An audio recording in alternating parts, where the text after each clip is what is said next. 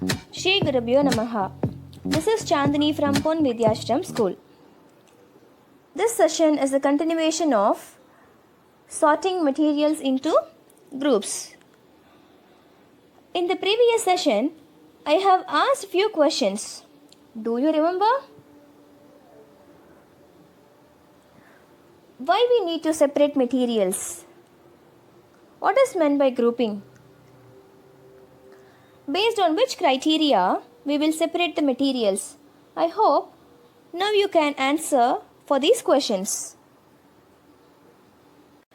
We know that objects are classified based on their property. What do you mean by properties of materials? A property of a material is a description of the characteristics which it has. They are adjectives which tell us about the material. In this session, we will discuss about some important properties of materials. We use variety of objects of our day-to-day use which are made of many different materials. Materials have many different properties.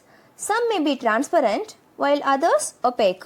Some materials melt with little heat while others can withstand large amount of heat. Some materials are hard, others are soft. Some are strong, others are weak.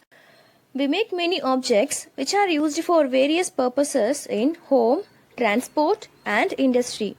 These objects are made of one or more materials. Different materials have different properties. So, we choose a material to make a particular object based on properties which are suitable for the purpose for which the object is to be used. For example, we make a tumbler of materials such as glass, plastic or steel because all these materials have a property of holding water. We cannot make tumbler out of a piece of cloth because a piece of cloth cannot hold water. Water will just leak out of a piece of cloth. Similarly, we make cooking vessels of materials such as copper, aluminium or stainless steel, etc. because these materials can conduct heat well. We do not make cooking vessels of paper-like material because they will burn out as soon as they are kept on a burning gas stove. We use gold metals for making ornaments because it has a shiny appearance. We use steel for making buildings and bridges because it is very hard and strong. We use cotton wool for filling pillows because it is very soft. We use wood for making boats because it floats on water. We use clear glass for making window panes because it is transparent and we can see through it. We use ground glass for making windows of bathrooms because it is translucent and nothing can be seen clearly through it. And we use bricks for making walls of our house because they are opaque and nothing can be seen through them. We will now see the different properties of materials to classify them into various groups. The materials are classified on the basis of certain properties such as appearance, hardness or softness, solubility or insolubility in water, heaviness or lightness with respect to water, transparency, translucency or opaqueness. We will now discuss all these different methods for the classification of materials in detail one by one. Objects can be classified based on their appearance. If you look at a gold ornament, we find that it has a shiny appearance. In science, the shiny appearance is indicated by the term luster. So, gold is said to have luster. On the other hand, if you look at a piece of wood, it does not have a shiny appearance. Wood does not have luster.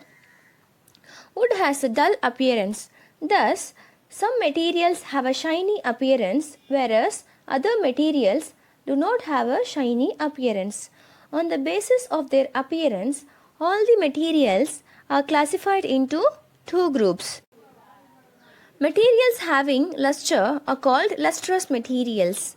Materials having no luster are called non-lustrous materials.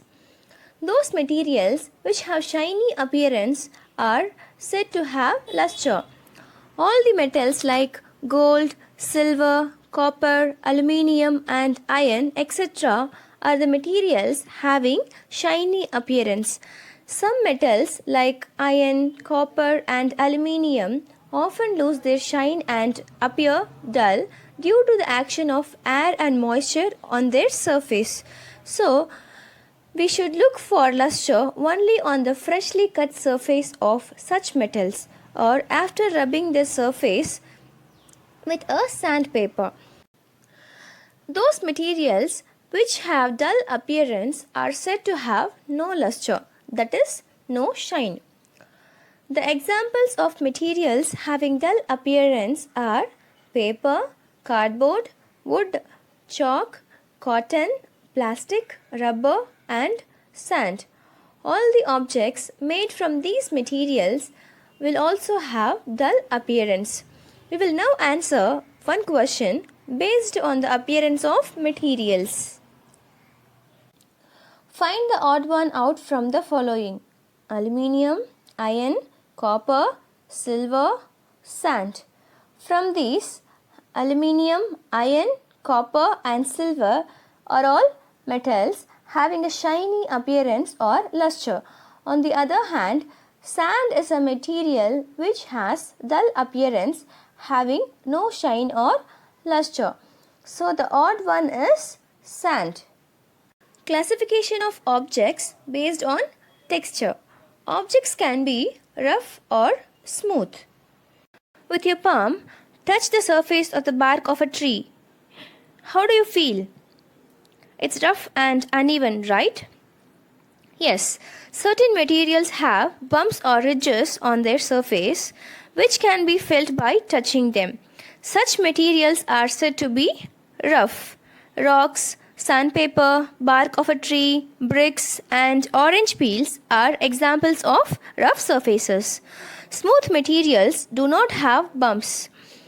Petals of flowers, window panes, plates, cups, mirrors are smooth surfaces. Classification of materials on the basis of hardness and softness. If we press a piece of iron metal with our hands, we will find that it cannot be compressed at all. A piece of iron can also not be cut, bent or scratched easily. We say that iron is a hard material. In other words, iron has the property of hardness.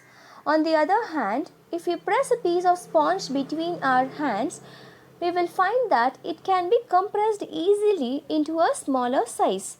A piece of sponge can also be cut, bent or scratched easily.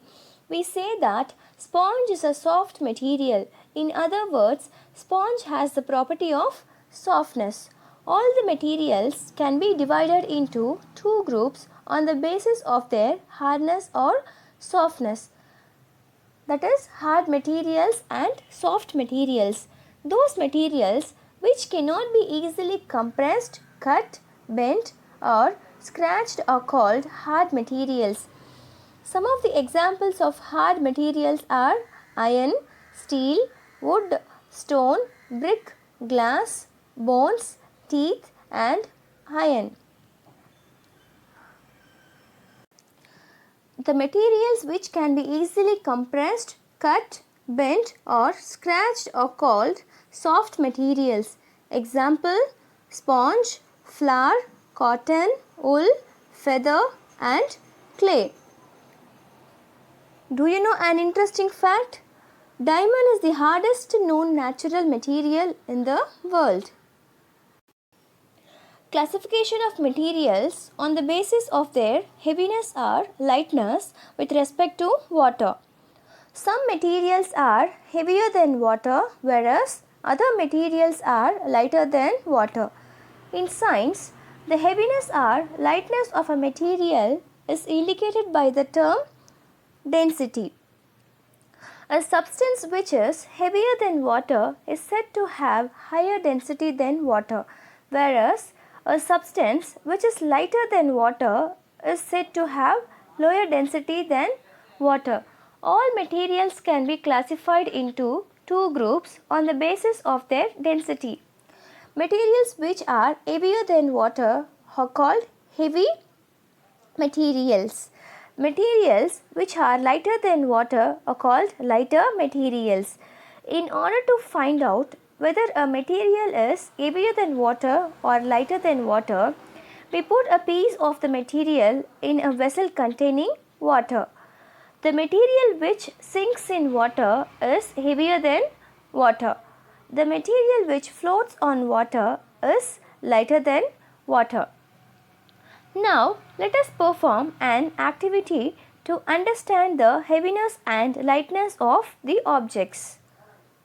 To perform this activity, we need coin, metal key, stone, dried leaves and a cork.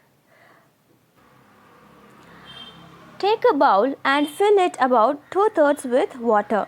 Let us drop these materials in water. Some of the materials float on the surface of water like dried leaves and cork. On the other hand, the materials like coin, metal key and stone sinks to the bottom of the water. From this, we can conclude that the materials which are heavier than water will sink in the water. The materials which are lighter than water will float on the surface of the water. The property of certain materials to remain on the surface of the liquid is called flotation. Let me share you an interesting fact. Pumice is a type of rock that can actually float on water. It has pores that are filled with air, and when a piece of pumice is dropped in water, it initially floats. All substances can be grouped on the basis of three main physical states. They are solid state, liquid state and gaseous state. Solids. They have a definite shape and volume. They cannot be compressed. Examples are rock and ice. Liquids. They have a definite volume but no definite shape. They take the shape of the container they are poured in. They can only be compressed to a small extent. Examples are milk and water. Gases. They do not have a definite shape or volume. They are highly compressible. Examples are oxygen and water vapor. We will study some more properties in the next session. Thank you.